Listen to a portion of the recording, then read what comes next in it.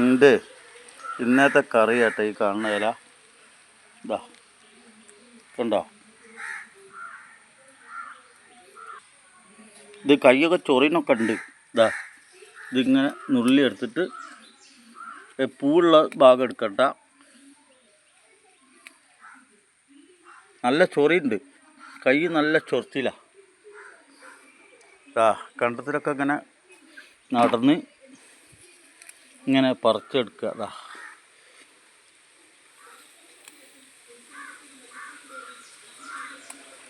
ഇതാ ഇങ്ങനെ പറിച്ചെടുക്കുക. കൈ നല്ല ചൊറിച്ചിലൊക്കെ ഉണ്ടാവും കേട്ടോ.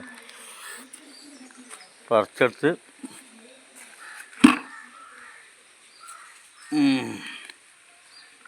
നല്ല ചൊറിയല്ല.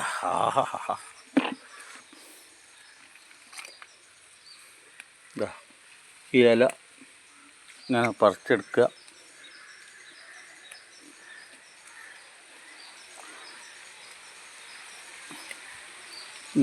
ഇന്നത്തെ കറിയാ അടിപൊളി ടേസ്റ്റാട്ടോ. അത് കറി വെച്ചാൽ പറിക്കുമ്പോൾ കുറച്ച് ലേശം പ്രയാസം ഉണ്ടാവുന്നേ ഉള്ളൂ.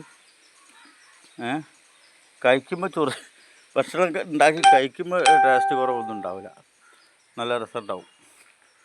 കാണിച്ചു തരാം.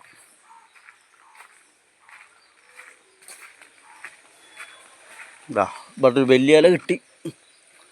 വലിയ ഇല ഉണ്ട് അവിടെ.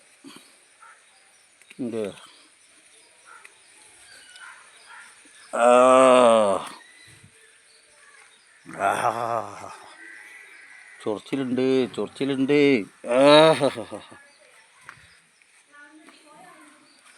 ഇങ്ങനെ അതാ വലിയ ഇല ഉണ്ട്. ചൊറിച്ചിലൊക്കെ ഉണ്ടാവും.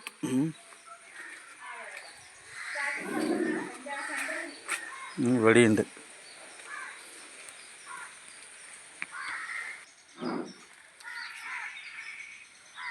അപ്പോൾ ഇത്രയും ഇല കിട്ടീന്. ഇനി അത് ഒന്ന് ക്ലിയർ ആക്കണം. ഓക്കെ,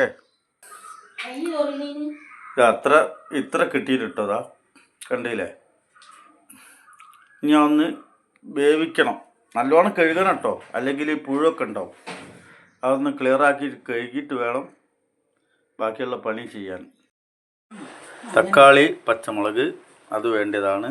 ചെറിയ ഉള്ളിയും വേണം. ഇനി നമ്മളെ കലാപരിപാടി തുടങ്ങുകയാണ്. ചെറിയ ഉള്ളി ഇട്ടു. ചെറിയ ഉള്ളി ഇട്ട് കഴിഞ്ഞു. ഇനി അത് ചുമന്ന് വരുമ്പോൾ വേണം നമുക്ക് പച്ചമുളക്, ഒരു തക്കാളി മുറിച്ച് വെച്ചതും അതിലിടുക. ചെറിയ ഉള്ളി ഏകദേശം ചുവപ്പ് ആയതിന് ശേഷം തക്കാളിയും പച്ചമുളകും ഇട്ട് നമുക്ക് ഇനി ഒന്ന് ഇളക്കി കൊടുക്കുക. കുറച്ച് ഉപ്പിട്ട് ഇനി കുറച്ച് മഞ്ഞൾപ്പൊടി ഇടണം. തക്കാളി ഏകദേശം ഉടഞ്ഞു കഴിഞ്ഞാൽ ഈ ഇല ചട്ടിയിലേക്ക് ഇടുക. ഓക്കെ, ഇതിൽ കുറച്ച് കഞ്ഞിവെള്ളം ഒഴിക്കുകയാണ് ഏറ്റവും ബെറ്റർ. നമ്മളിപ്പോൾ ഒഴിക്കുന്നത് പച്ചവെള്ളം. നമുക്ക് കാണാം.